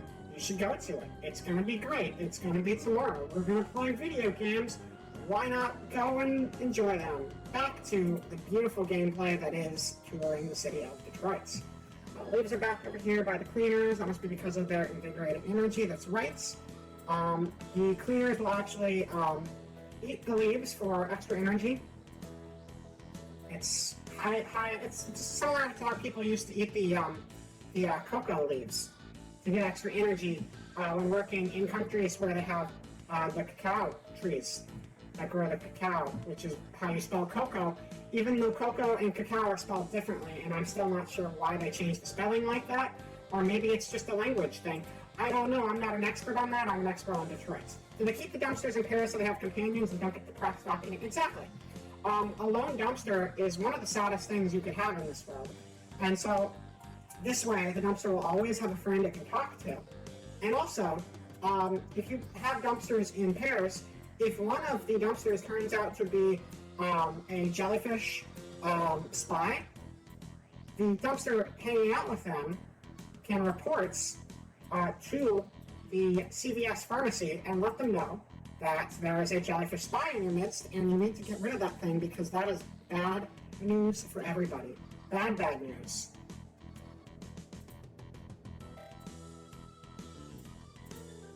If you ever find someone associating with jellyfish, please report them to your local CVS pharmacy because we need this world to stay safe so all of the people of Detroit can continue to throw themselves off of rooftops rescuing children. Alright, now up here is a very important landmark. Flagstar is not the important landmark. I'm sure they're nice people, but I can't vouch to anything about them. This is McDonald's. Now, this is very important to the Detroit lifestyle, as when you go to a McDonald's, the first thing you might notice is these golden arches. And these golden arches represent 2, but not 3, of the major ideals that Detroit lives by. Now, does anyone in the chat remember what these ideals are that Detroit lives by? There are 3 of them. And if you can get them right, you get another gold star on your report this week. Not that we have reports, and not that you're in my class, but metaphorically, you get a gold star, and that's what everyone's really after in this world. A little bit of recognition, a little bit of a gold star on their Twitch stream. Now, there were 3 major qualities, and 2 of them are represented by these McDonald's golden arches, but not the 3rd. Remember, CVS Pharmacy, the C, the V, and the S stood for what? Gotta make sure you're listening. Community, V, and something. That's right. Community, V, and something. But you know, community is the first one, and the second one was the letter V. I think it was versatility. I don't remember either. But you know what? That's good enough for me because I can't remember, but I do remember community, and community is the most important part. Community is the act of being communing with people. Community, actually, we're gonna do a little bit of research here. First of all, humanity. Meaning, because we were talking about humanity before, the human race, human being collectively. Oh, you know what else has a collective population? The city of Detroit. But community, similar to humanity, is a TV show that is available on Netflix. Initially it aired on NBC. I believe it was NBC. Was it NBC? It could have been ABC. I can't remember. It was about a community college, and that's not what we're actually looking for right now.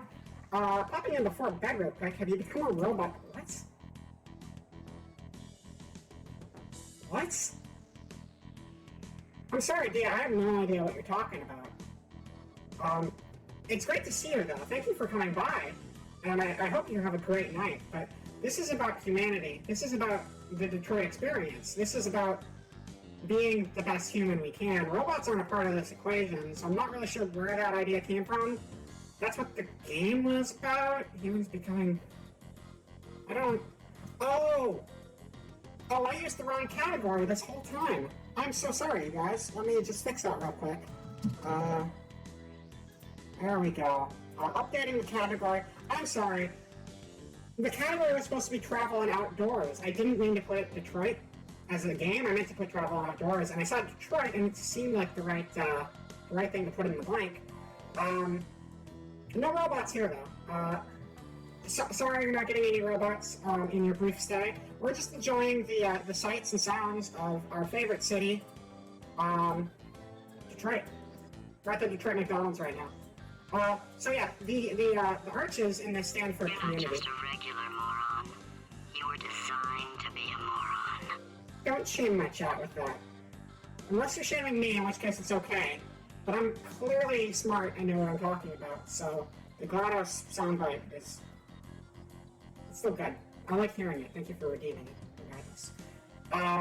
Also about the jellyfish shark human shoulder souls. Yeah, no, we're learning here. We're learning. This is a very edutainment, it's a very edual hour of education, people. We're educating people on Detroit. Back to business. The arches stand for community. There are two arches. You know what else there are two of? Dumpsters. The dumpsters come in pairs like the arches. It's symbolic, it's important, it's one of the cornerstones of society, and especially Detroit society. So McDonald's is very important. Another important detail about McDonald's is the fact that you can buy an ice cream sundae. Shame on you for making the mistake of putting Detroit becoming human. Yeah, I'm okay. That's my bad. I apologize, Rocket. It's fixed now. Dia corrected me. Everything's okay. Everything is okay. I love that combination. Oh, that's Frexels? Oh, I love that. I love the Frexel emote with the wings. That's a really fun combo. You can buy a chicken sandwich there for $1. It's not really relevant to the experience at hand, but if you're ever looking for a bargain, go to Detroit. They got McDonald's. Nowhere else in the world has McDonald's. It's only Detroit. This is a parking lot. But anyway, this is the secondary Main Street. That was the primary Main Street, the one that Harrison Ford used to ride his train down in the day. But now, this is the modern Main Streets, in which everybody's an angel in the chat. I like it. Oh wait, the wing is just a global thing? Oh, I didn't know that. Huh. So this is the new Main Street. You will see the famous street lights of Detroit. There are 1, 2, 3, 4, 5, 6, 7 lights here. There's one light for each day of the week. This is the Monday light, the Tuesday light, the Wednesday light, the Thursday light, the Friday light, the Saturday light, and the Sunday lights. Each light only works one day a week, and the other 6 days it'll actually show the wrong traffic signals. So you gotta be very careful. Now this seems like a recipe for a traffic disaster, but I assure you they do this on purpose because they need to keep the people of Detroit on their toes and understanding what the city really means to them. And that requires 100% focus around the clock. And so you have to know which day of the week it is, which traffic light to look at. And this is basically their way of thinning the herd if people seem to get out of line with the Detroit image. You ordered a Sprite from McDonald's and they gave you clown juice. That's because you weren't going to the Detroit McDonald's, Rocket Time. All the other McDonald's are liars. They're filthy liars and they don't love you. They don't love you. They don't love you. They're lying to you. If they say they love you, it's because they're liar McDonald's for liars. Detroit is the only McDonald's that's real. You have to already be Detroit to understand the lights, or can an outsider learn them well enough? They give you an 1,800-page pamphlet when you first arrive in the city, so you just review that on your first day and you should be golden. Anyway, you'll see this person here is clearly an out-of-towner because they're using the Wednesday light on a Tuesday. Oh my god, they must be embarrassed. So this is the main city park here, and you'll notice it has the customary 60-degree angle on the signposts. It's actually closer to a 45. They probably need to fix that, get the city cleaners in here to update it. That is so that very small people on skateboards can use them as ramps to get it airborne, because it's not very efficient for tiny people with skateboards to ride on the main city streets, because there are full-size large cars on these roads, and it's very easy to miss a man on a skateboard who is 1 to 2 inches in height. So what they do is they write up these signs and catapult themselves over the city to get to new locations and avoid the dangers of city traffic.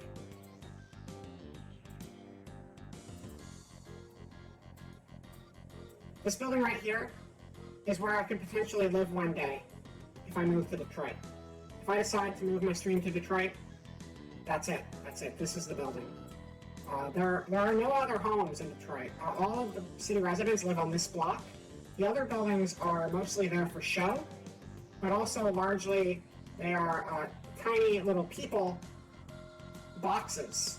And a people box is a box full of people, but it's not the same as a home. A people box is just a place where you would go during the day to sit in a small room and contemplate your existence. So you would live in this, and then you would go over here, and you would sit in it, and you would think. You would just think. You would think about what you had for breakfast, what you're having for dinner, what you're going to have for breakfast in a year, what you're going to have for dinner in a year, what you're going to be doing with your life in 10 years. Are you going to be doing your life in 10 years? I hope so. I hope everything's going okay for you. But that's what the people box is for. It's for sitting and contemplating. And there are a lot of those around. And they look like houses, but Detroit doesn't work that way. This is blurred out because it is information I shouldn't be sharing on stream. So lucky for you, you're not getting the secrets of Detroit. So you're going to have to go witness them for yourself firsthand. And now I'm changing the window size wildly because I grabbed the edge and this is a mistake. Oh no. Wait, we can make that wider? Oh, we can. Yo, check it out! We can make things fit the window properly. Oh, that's not the right thing at all. Hold on. Wow. How's that? The Detroit secrets, that's right. It's very important for them to keep something secret, because, you know, outsiders could be in league with the jellyfish, so if you find this information online and you're a jellyfish, first of all, get off my stream, because that's against the law. But second of all, you're not going to get the secret Detroit passwords from me, because these maps don't show them. This is City Park number 2. You may notice that it's very large and has a bunch of people gathered over here. I don't know if those are actually people. That might just be a wall that's very colorful, but it could be a wall made out of people. Because there are a lot of mimes in Detroit, and those mimes do like to line up in a line and form walls. Those walls are symbolic of the walls that hold up the city. And oftentimes they literally are the walls that hold up the city, because that is one of the many occupations awaiting you in the city of Detroit. So we'll just keep going a little bit further. This is a baseball field. You would play baseball here. Now, baseball is a game that humans play with a ball and a bat. There is a home base, and that is where you live. But it's not the same as your house that you live in. This is where you live when you play baseball. You can have friends over and have tea parties, but it's all on the small little octagonal plates. And that is the home base. The real life tour through Detroit in person really helps bring the knowledge learning about a concentrated experience locations earlier, really brings context. As it should, as it should. Is that a baseball field for ants? Well, remember, Drynock, we can't overlook the small 1 to 2 inch tall skateboard riders of the city. They do play baseball here as well. There is a separate larger field for the full-size residents as well as a separate field for the Tigers. But we'll get to those later, maybe. I actually don't know how to get to those on this map, but we'll see what we can do.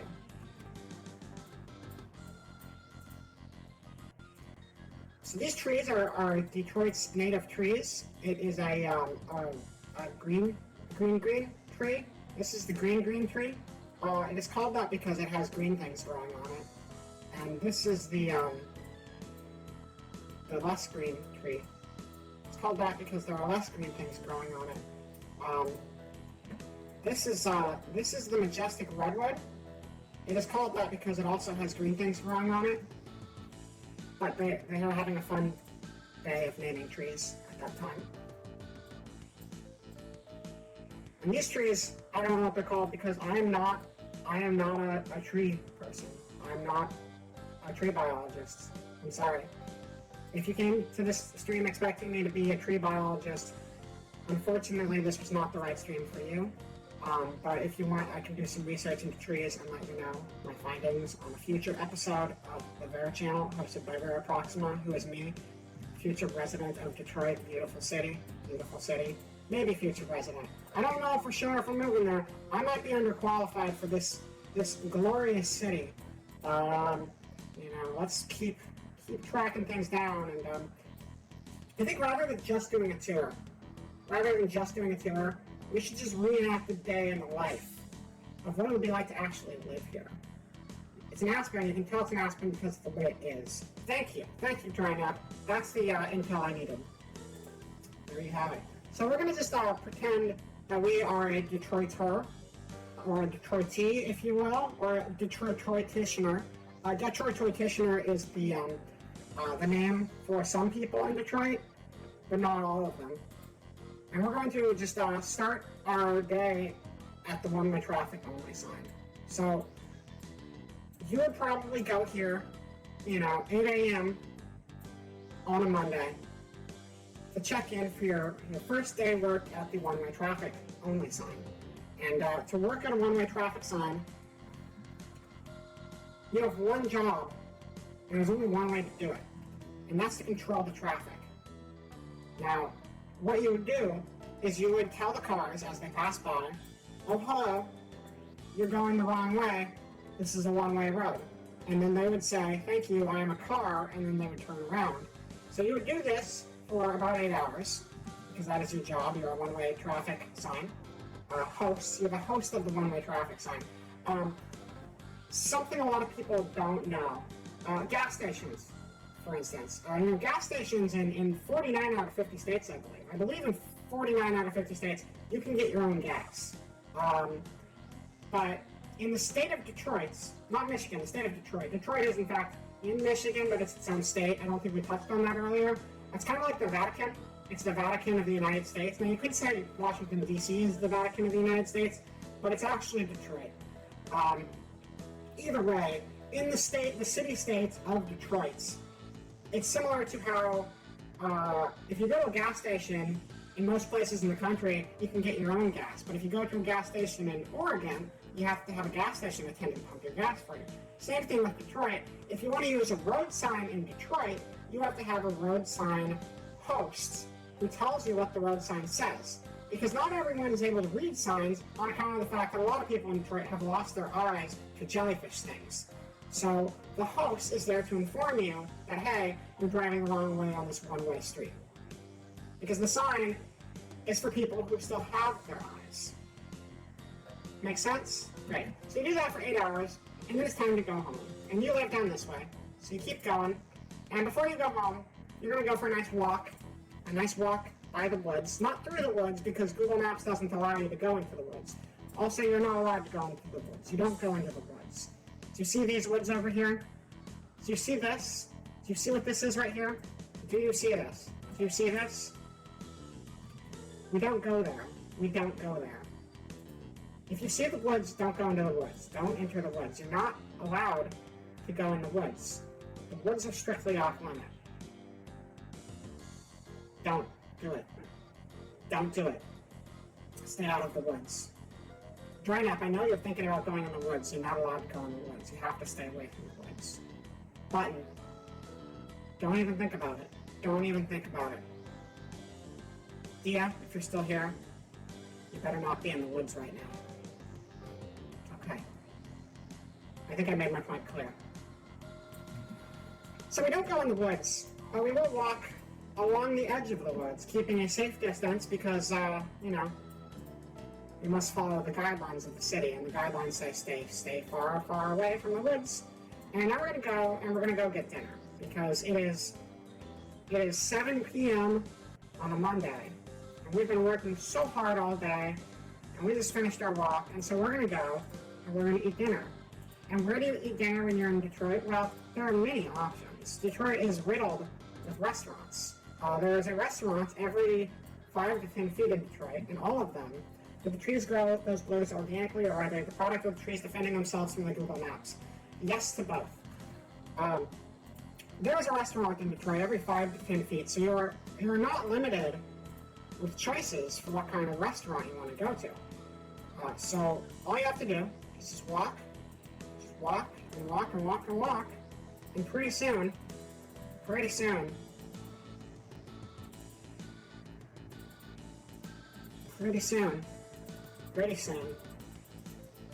very soon, short distance from anywhere you go, there's a nice conveniently located restaurant, and so you walk for like 20 seconds in any direction, and you're right at the restaurant, which is right here. I'll be there in a second. We gotta make sure we pick a good restaurant, so just hold your horses, everybody. Not your parade constructing horses, not the founding horses, your horses. Hold them. Make sure your horses know that they're loved. Give them a hug. Give them a little smooch. Give those horses a nice pat on the back and tell them you love them and that they're a good horse and they're well taken care of. And they'll be even more well taken care of when you all move to Detroit together. One day, down the line, in the distant future of right now. Right this very moment. Right after we get our meal at the Detroit restaurants, which are so ample and everywhere. And always surrounded by restaurants everywhere you go in this fair city. We will not run out of restaurants. There will be no shortage of food. Where are the restaurants at?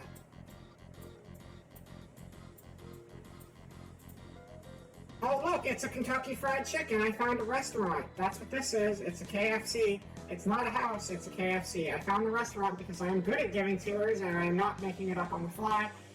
This is the restaurant, so you go to the restaurant and you're like, I would like 1 pound of chicken, please. And then Colonel Sanders himself will come out and be like, this is Detroit's finest chicken. Cherish it, child. Cherish it like your very own dinner. And then he cooks the chicken for you right there on the spot. He dips it in 7 herbs and spices. And with those 7 herbs and spices, you now have Detroit, Michigan's customary food of choice of all the people in Detroit. The Detroit Kentucky Fried Chicken, invented in Detroit. Also by Harrison Ford, the inventor of Ford Motor Automobiles. Alright, so you got your dinner, you're going home. And you know what, you're gonna go home, but you just realized you left the oven on. And the oven is not at your home. The oven is on the opposite end of town. And this map view is just stuck in residential hell, and we're not getting anywhere interesting, and I want to go back to the city, but I don't know how to get back to the city, so we're going to have to make a detour. Oh no. Oh no. It's not working. Not working. This is your car, and this is where the oven was. It's in the showroom. It may say Ray Last and Buick GMC in the corner. That's a lie. This tour has gone a little off the rails, but that's okay. because I want to go over here and see what's going on with this building, because it looks great. How do you get out of this parking lot? I'm stuck in the parking lot. I can't get out of the parking lot. How do we get out of here? You can tour the inside of the building? You know Google Maps goes inside of buildings? I didn't even know Google Maps went in buildings. Apparently Google Maps can go inside. Is there anybody working in here? Yes, but they're blurry. Oh, well that person's not blurry. Those guys aren't blurry. Oh, this guy's not blurred anymore either. Let's get out of here. I don't want to, like, dox these people at work. Living the Detroit dream. Making the Detroit work Detroitly. That's what you do in Detroit. I just want to go over there to that orange building. Give me the orange building! Give me the orange building! There's no way out of here. We are stuck in this car lot till the day we die. Oh no. Oh no, I just want to go home. I just want to go home. I worked all day at the traffic sign, and now I'm stuck in a stupid parking lot and I can't go home. Oh no, the trees did hear us talking. We're not supposed to talk about the trees. So if you talk about the trees and they find out, they'll get you stuck in a parking lot and you live in that parking lot for the rest of your days. We did agree we're living in the forest, but they're still punishing us. Why are they still punishing us? Why can't we go home? Why can't we leave Detroit? We're trying to follow your rules and you're not letting us follow your rules. I just want to go home, Detroit. I just want to go home, Detroit. Why are you doing this, Detroit? How do I get out of here? I can't get out of here. I'm stuck. I am stuck in Detroit and I can't leave. I don't want to go to Detroit anymore.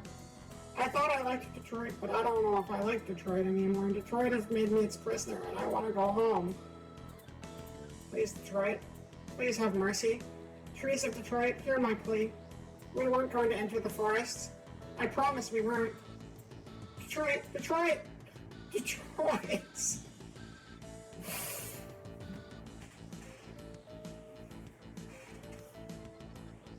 We're gonna die here. We're gonna die in Detroit. I'm not ready for this. Oh wait, we can just back out of the map and find a new map. Never mind, false alarm, you guys, we're okay. Oh, okay, here we go. Let's back out again. Let's back out again. Is there anything anyone would like to see in Detroit while we're here? The attractions that strike your fancy. You know, this map right here is actually a map of the entire city. And if we zoom out the map, you can see the entire city of Detroit is fairly huge, fairly large. So this is Detroit. As we mentioned earlier, the Science Center is actually in a giant building surrounding Detroit. They don't show it very well on the map, but it is there.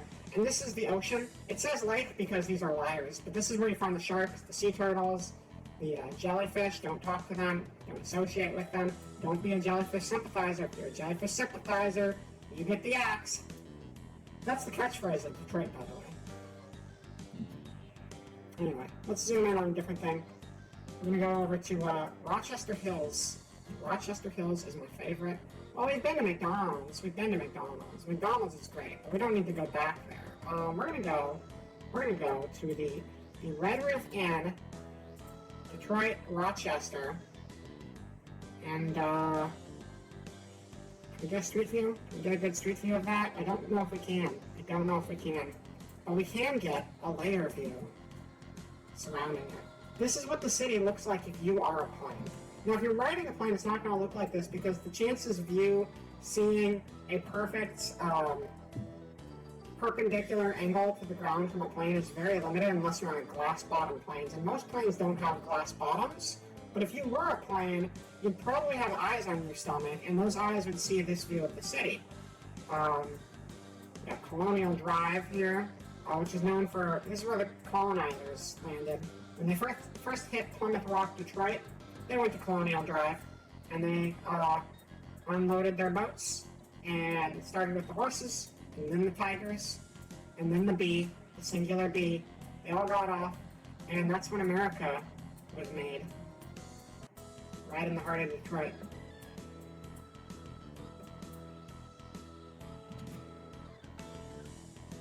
Galaxy, welcome to the chat, welcome. We are just experiencing what it is to Detroit, to be in Detroit, to live in Detroit, to love Detroit.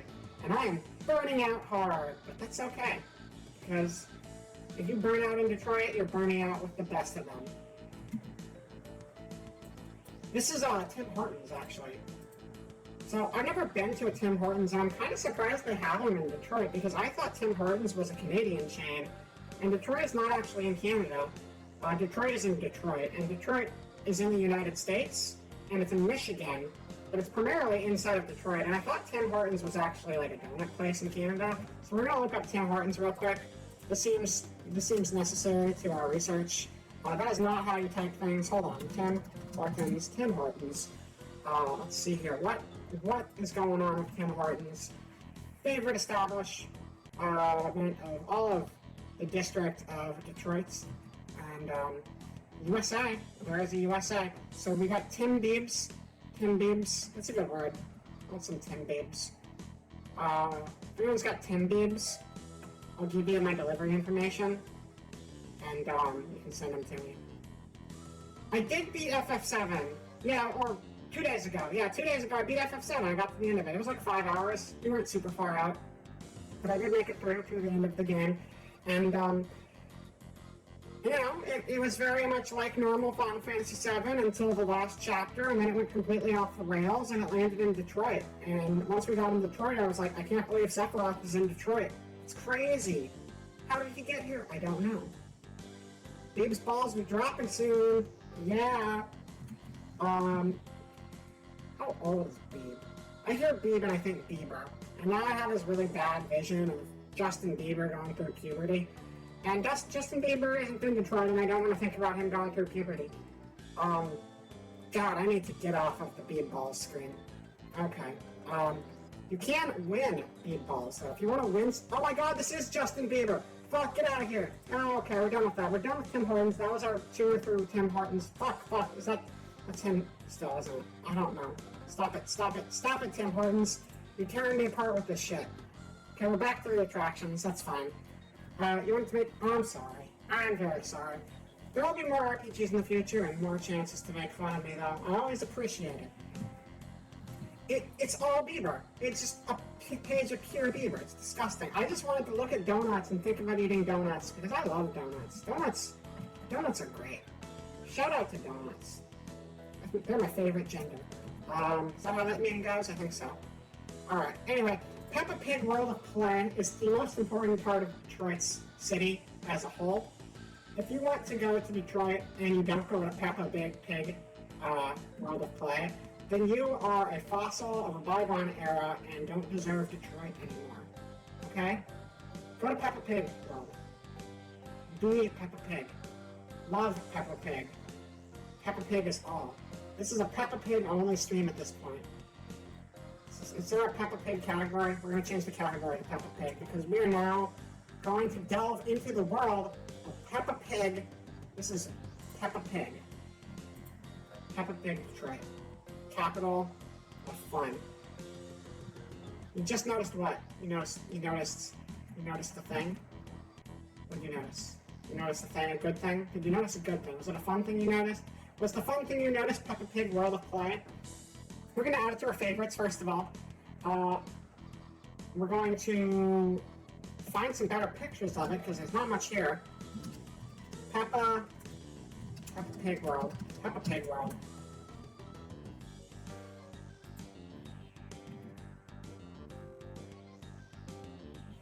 I look like Mr. Potato from Peppa Pig. Thanks, Galaxy. Thanks. I appreciate it. Just like Mr. Potato. The character from Peppa Pig. Yeah, that's me. I'm Mr. Potato from Peppa Pig. You got me. You got me. I was hiding here this entire time. That insult doesn't even make sense.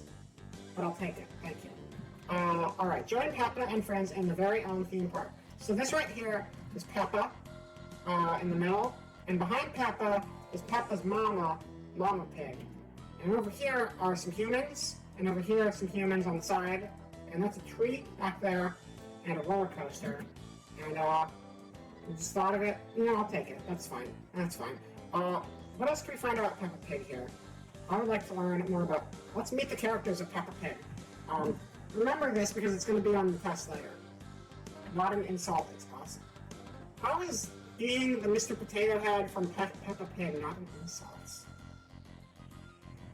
Okay, I'll take it. I'll take it. Oh, we got games. We got games on Peppa Pig Family. 3 Peppa Pig games. We know how much fun Peppa Pig games are, so we have put together a little selection for you to download and play with the little ones. Get creative with your pen and pencils and download the Peppa Pig coloring in picture. Take care to join the dots in the Peppa Pig to-do game. Navigate your way through the Peppa Pig maze and draw Mr. Potato in his car. Wait a second. Are you meaning to tell me there actually is a Mr. Potato and Peppa Pig and you're not just saying nonsense? I thought you were making shit up. There's actually a Mr. Potato and Peppa Pig? What the hell? What the hell? No way. Okay, wait. Mr. Potato, Peppa Pig, Peppa Pig. Mr. Potato, Peppa Pig. What the fuck? I didn't even know this was a thing. Mr. Potato Peppa Pig has a mustache. I don't have a mustache. Hold on. I can't have a mustache. Let's get a mustache going in here.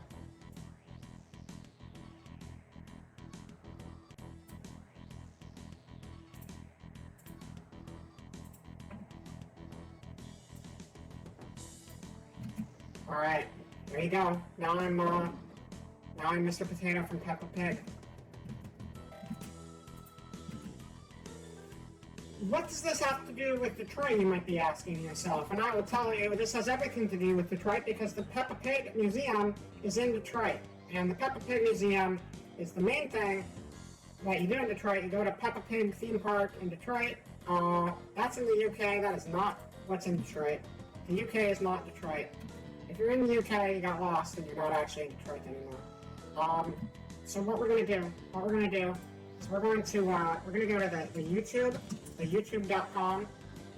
We're going to wrap this thing up in a moment.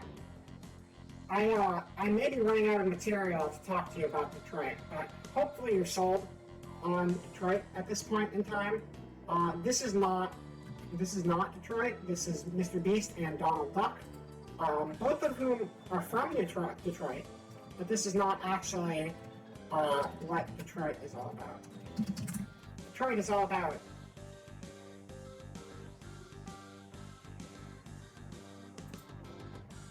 this right here. This is what Detroit is about.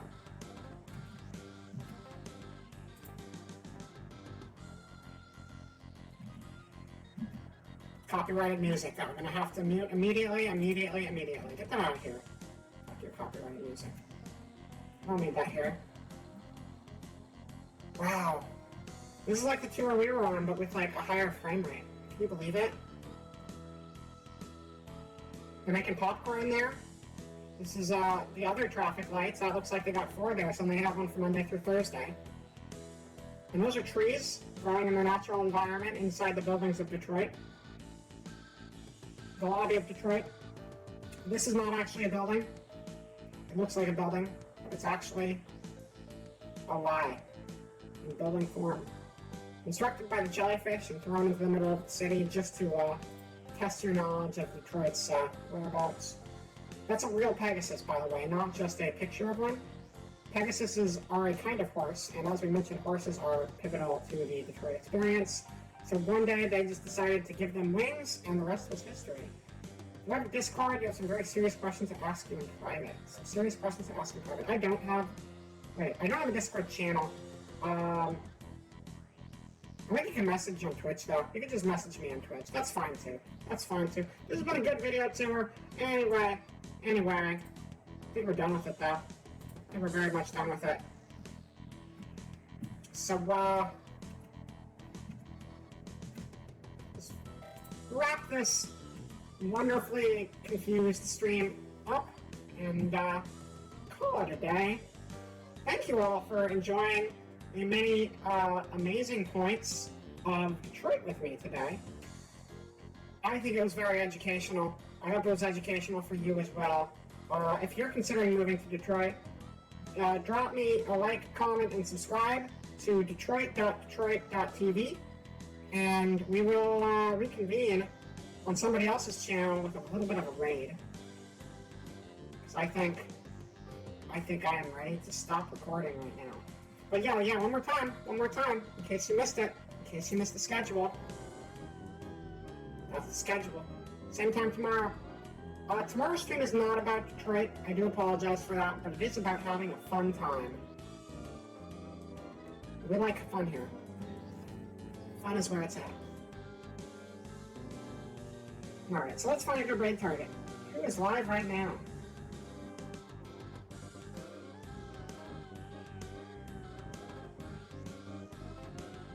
Let's see, a lot of people are live right now. We were raided by Ray Kondo the other day, so I think we'll return the favor. She is currently playing a weird Pokemon fusion game where all the Pokemon are like a mashup of two different Pokemon, which is kind of fun. I had like a Seal that was also a Caterpie, and that's pretty good stuff. So we're gonna raid over to Ray Kondo, and thank you.